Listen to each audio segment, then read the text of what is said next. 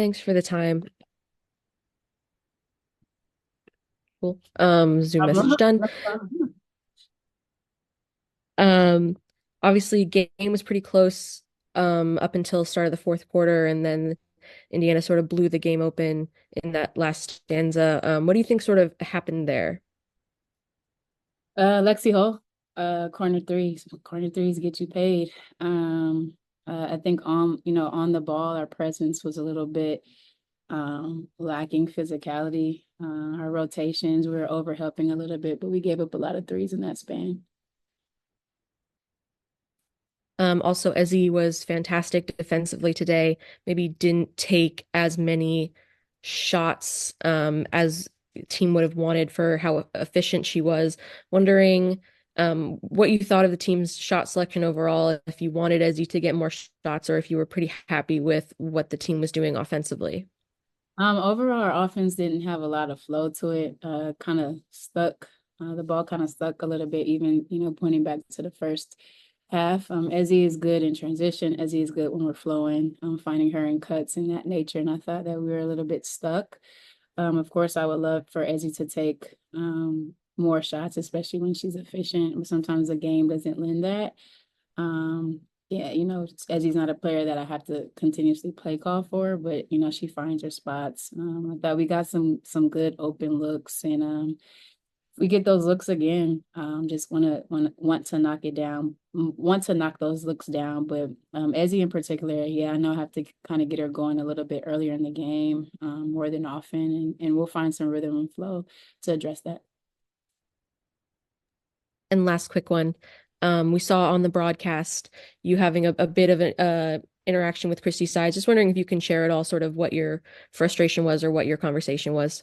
I respect Christy a ton. Been in this league for a long time. Played for her in Russia. We are just having a spirited conversation about gamesmanship. That's it. All right, over to you, Jeff Thanks, Brown. Coach. Yeah, first, Noe, I guess just talk about what you've seen out of Caitlin Clark from like the start of the season and her growth to this point now. Yeah, she's grown in a lot of ways. Finding ways to be effective, not chasing the ball a lot, but playing in the pocket, slowing down, and making good reads. And I know you touched on it a little bit with Bella, but there seemed to be like a lot of maybe like defensive miscommunication, or you were losing shooters out there. Was there anything that kind of contributed to maybe a lack of communication, or what was kind of the cause for so many wide open shots? Just the communication level. I thought that we were you know, just defensive principles, helping when we shouldn't be helping, not getting to shooters, over helping at times, and kind of losing our matchups a little bit. So I would point to the point of attack again. We have to be a little bit more aggressive on the ball, especially when teams spread us out in that nature and kind of get to shooters, get our closeouts. But I thought that there's some over rotations and some kind of miscues defensively. They made 8 out of 9 3-pointers to start the fourth quarter. You just kind of chalk that up as, I mean, that's like such an unrealistic thing, but it just happens. Do you kind of just chalk that up as like, hey, that's going to happen? Or what was kind of the message to the team after the game? They're at home. Momentum, sometimes a lot of those shots fall a little bit when shooting becomes contagious. I've seen it been in this league for a long time, and a lot of that is, crowd, home gym, and feel and comfort. So it's not chalking it up because these are pros. Pros hit open shots and make tough shots as well. But we do have to get better defensively. This is the second time we've allowed 50 plus points in the second half of games. And so we have to address our defensive presence, awareness, physicality, all of those things. Thank you, coach. And go over to Christian. Hey, Coach. Just one quick one for you. Kind of wondering what you're thinking about the team, their first half performance, and kind of in that break going on 8-2, and then these last two games. Like, what are the differences that you've seen between that team and the team that's playing now, and how do you kind of remedy the things that you see that ails them? I mean, after a month being away from each other, having three Olympians, and I was away as well. Just, we have to get back into some rhythm and flow. This is our second game back after the break, and prior to the break, we have found some momentum. So it's about, kind of getting back to that form. But, I thought that it would be, you know, it would happen overnight for us. The reality of this is that we played a team that had 0 Olympians, except for Christy Wallace. Who else? Anybody else was Olympian on Indiana? Christy Wallace. So the majority of their team stayed over the break, and it shows in the way that they're playing. There's a lot of comfort for us.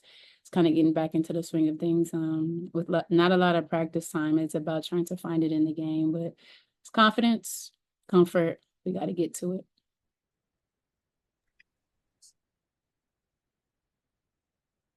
All right. Any other questions for Coach? Oh, can I get another one in if possible?